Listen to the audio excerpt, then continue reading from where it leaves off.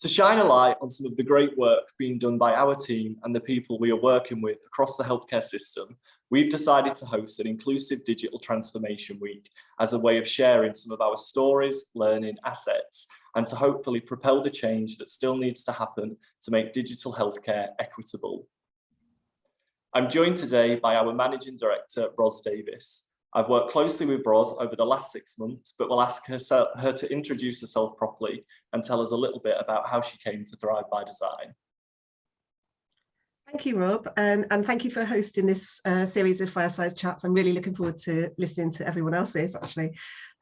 So how did I come to Thrive by Design? Well, I spent 25 years tackling inequalities through innovation and also partnership working. And I think I've spent probably a third each in local government, the voluntary sector and the NHS. So, and for example, I ran a £30 million neighbourhood renewal programme in Newham. I was a citizen voice lead for NHS England in its design year, all that time ago. And I was the director of localities and communities at New Economics Foundation. So that gives you a flavour of where I'm coming from. And then 2 weeks before lockdown, off the back of 5 years in the voluntary sector, I joined what was then called Habitat. And I've been working in organisations like Good Things Foundation, who do digital inclusion, and I had the privilege of being the managing director of a little charity in Sheffield called Sheffield Flourish, which became Digital Charity Leader of the Year. So yeah, so that's kind of where I was coming from with, you know, how I got into Habitat as was in the first place. Oh, brilliant. Thanks so much for sharing that, Roz. And I always find it really interesting to hear all those sort of little bits that I didn't know. So we wanted to start Inclusive Digital Transformation Week with a look at the story so far. So it would be great to hear from you about what drove the need for change and how we went from recognising the problem to mobilising a social change movement. Okay, so I mentioned that I started 2 weeks before lockdown. And I came in expecting to be managing a digital innovation team. So we always have been about co-design, but we were looking at digital innovation more generally. And also all of our services were offline. So when COVID hit, it was a bit of a shock to us as it was for everybody else. And we had to really stop and think about who we are and what we wanted our role to be in the world. And at the same time, what was happening with COVID is we went into lockdown and there was this rapid digital transformation of health and care.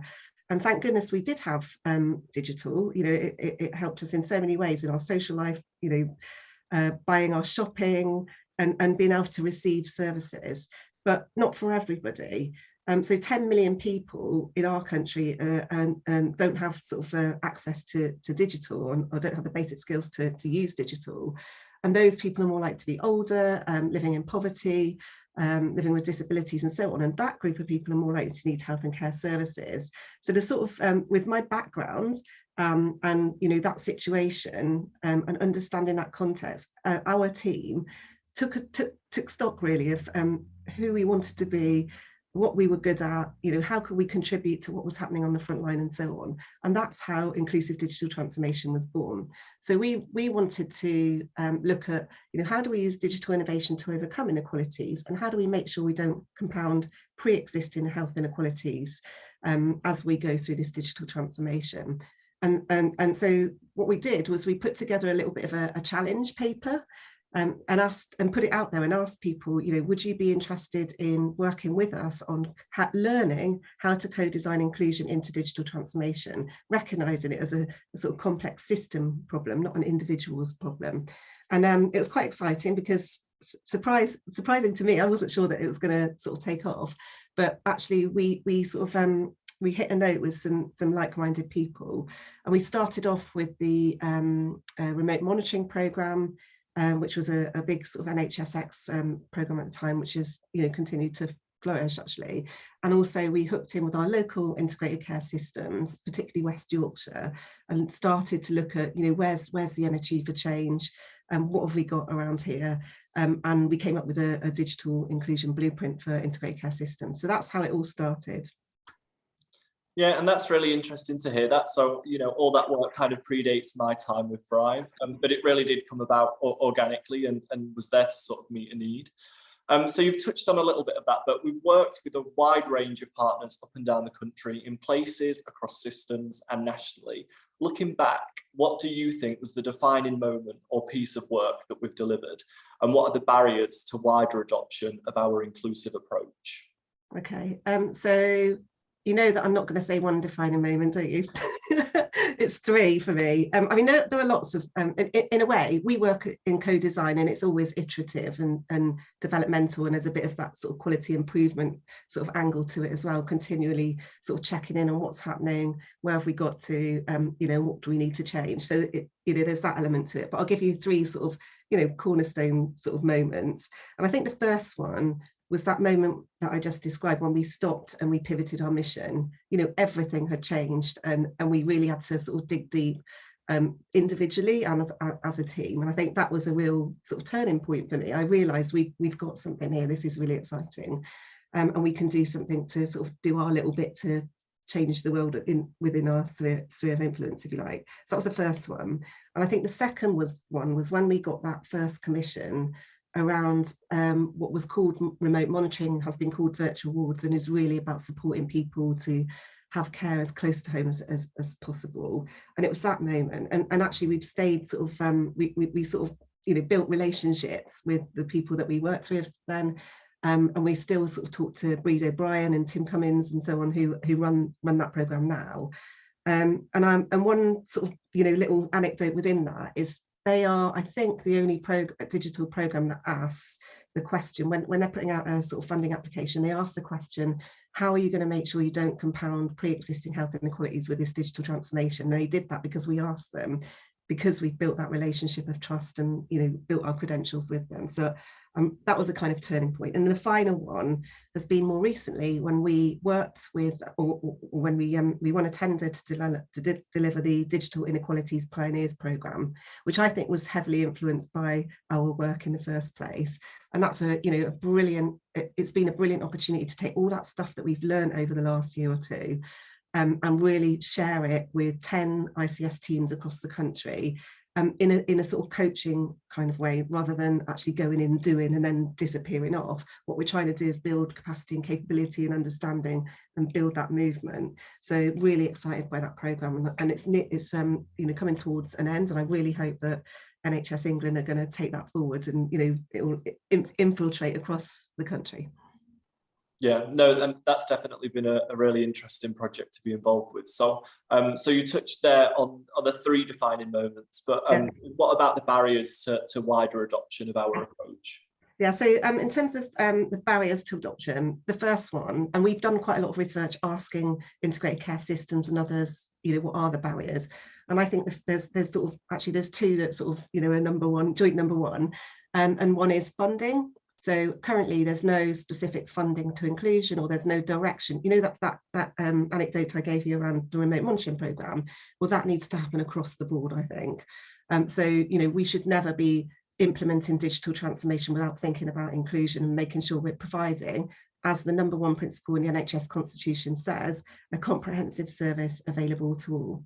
And the second one is around leadership, and it's really important that at every level we engage leadership, and leadership is really campaigning and understanding and valuing inclusion. And I think that is coming through. We now know that the Director of Health Inequalities at NHS England has a digital inequality policy agenda given to her, and I'm delighted to see those two agendas coming together, and I'm sure that she will drive forward on that. So leadership's really important, not just at a national level but at a local level. So in West Yorkshire you've got Rob Webster, who's talking about inclusive digital transformation, and he's making moves around that, and I'd love to see that across the whole country. The policy, as I mentioned, is really important. And then I think the other thing that we're trying to help with is raising the awareness of what works, what does good look like, not just understanding the problem, but actually what can we do about it. So that's kind of a key sort of principle around the Digital Inequality Pioneers, is sharing good practice, working on these problems together, working out what we're strong at and what we need to develop and so on. So I think raising awareness of what's out there, what resources there is, what guidance there is, tools and best practice from elsewhere that we can pinch with pride. Yeah, absolutely. So I feel like you've touched maybe on a few of those, but I wanted to ask you next, kind of about the ingredients that people need to get started. So we know that inclusion is everybody's responsibility and that it should be at the heart of transformation. And obviously, just from the couple of anecdotes you gave there, sort of steps have been taken towards that. But in the first instance, if somebody's working locally, what ingredients do they need to get an inclusion or inclusive digital transformation off the ground? Okay, I think the first thing to do is define the problem, be really clear about the problem, the facts and the figures and the, and the insight and so on. So that means looking at, who is digitally excluded and why. It means talking to people who are digitally excluded and understanding the context for them, and really, getting to grips with that. And we've Sana in our team has been working on a fantastic sort of mapping tool, which looks at the sort of the hotspots, but also kind of brings in national research and local research together, and you can sort of see it as one whole picture. So I think you've got to do that sort of level of work. And the second thing is about joining forces with all the other sort of people and assets and so on that are in the area. So, for example, in Leeds, we've got 100% digital Leeds, the local government team who are working on inclusion. You've got a whole load of community assets, the other NHS trusts, and private sector people like Barclay Digital champions as well. So you've got to kind of understand what the assets are in your area and join forces, pool resources, pool funding, and so on. And the second element of that is about co-designing in partnership with that team of people, if you like. And most important to include in that team is people who are whose voices are seldom heard and who are disadvantaged currently by the system and potentially digitally excluded. And you will end up with we will end up stronger together with a better product that sticks.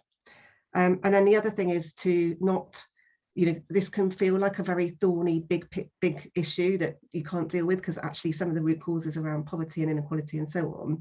But actually, my advice is to start, with what you have, where you are, where the energy is for change, and grow from there. We talk about, the Trojan mouse approach, so test it, try it, and then grow it out and scale it from there. Oh, that's brilliant. Is there a particular resource of ours that you would direct people to support them getting started? Well, now there's a loaded question. Yes. So what we've tried to do, we're part of the NHS. So we're hosted by Leeds and York Partnership Foundation Trust. So it's very important to us that we make the most of every penny that we spend. And this is public money. So everything we do, we share. And all the learning, we don't hold on to any IP or any tools or anything. So it's all going to be, if it's not already there, it will be at some point on our workspace, which is on Future NHS, which I'm sure you'll share the link to during the process. But if you go to our Twitter account or our website, you will find it. But everything is on there, and we collect up, we've done lots of lit reviews, interviews, research around, what else is out there. We're always updating it, and there's everything you can possibly want around inclusive digital transformation and health and care on there. So I would recommend everyone to go there and use it. It's free. You do have to sign up. It's a bit of a pain, but it is free and you can use it anytime you like. That's great. Yeah, no, we can definitely share some links to that so anybody watching can find it. That's brilliant. And finally, I believe you've got some exciting news to share with us, Roz. I have. First of all, I didn't mention earlier that we, halfway through this process, we changed our brand. We became Thrive by Design because we wanted to do what it says on the tin. So we now, we're all about, how do we purposefully design inclusive systems so we thrive, so everybody can thrive. And I think it's quite important that designers are at the head of this organisation. So I'm delighted to say that I am handing over the managing director role to the very capable Tim Brazier, who I think is one of the most experienced digital inclusion in health designers there is in the whole country.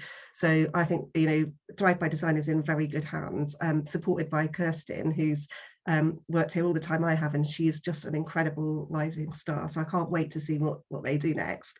I'm going to hang around because I love these people so much, and I really am committed to this agenda. I'm going to hang around for one day a week for as long as I'm needed. So I will still be involved in Thrive by Design. But the reason I'm moving on is because I felt more and more bothered by climate change and climate crisis, and I really wanted to do something more myself and put more of my own time and effort into it. So I am delighted to be going to be the chief exec of a fantastic social enterprise called the Green Estate, which is a 50-strong staff team enterprise, which is really focused on building urban landscapes which are, fit for the future, looking at adaptation and resilience, both on the social side and the environmental side. So watch this space for more on that. Well, I mean, I know your passion for the planet and sustainability in the green agenda, so I think it's a perfect fit. And let me be, well, not one of the first, but let me kind of formally congratulate you on that and kind of wish you all the best. And I know that the whole team and I are so pleased that you're also staying on 1 day a week as our associate director. And speaking of the team, we'll be chatting to more of them across the week, covering topics like mapping and digital exclusion, inclusive digital transformation in mental health, and also touching on inclusive co-design. So thank you, Roz, for taking the time to speak to us today. And for anybody watching, keep an eye out for future instalments across the rest of this week.